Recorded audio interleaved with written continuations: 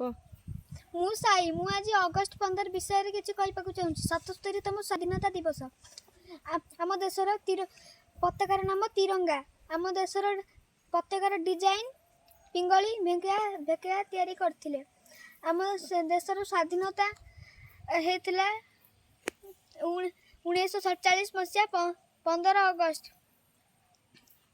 ଆମ ଦେଶର ସ୍ୱାଧୀନ ପ୍ରଧାନମନ୍ତ୍ରୀ ପ୍ରଥମ କିଏ ଥିଲେ? ଜବାହରଲାଲ ନେହେରୁ। ଆମ ସ୍ୱାଧୀନ ଭାରତର ରାଷ୍ଟ୍ରପତି ପ୍ରଥମ କିଏ ଥିଲେ?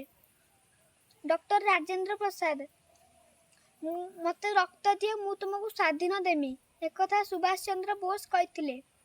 ଇନକିଲାବ ଜିନ୍ଦାବାଦ ଏ ସ୍ଲୋଗାନ କିଏ କହିଥିଲେ? ଭଗତ ସିଂ।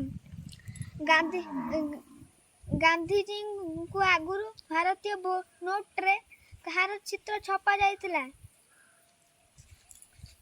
ଅଶୋକ ସ୍ତମ୍ଭ। ଆମ ଭାରତର ଜନଗଣ ମନ ଅଧି କିଏ ଲେଖିଥିଲେ? ରବୀନ୍ଦ୍ରନାଥ ଟାଗୋର। ଭାରତର ଜାତୀୟ ସଙ୍ଗୀତ ଜନଗଣ ମନ ଅଧି। ଭାରତର ସମ୍ବିଧାନର ଜନକ ଡକ୍ଟର ଭୀମରାଓ ଆମ୍ବେଦକର। ମୁଁ ଆଶା କରୁଛି ଆପଣମାନଙ୍କୁ ଏ ଭିଡ଼ିଓଟି ଭଲ ଲାଗିଥିବ। ଜୟ ହିନ୍ଦ।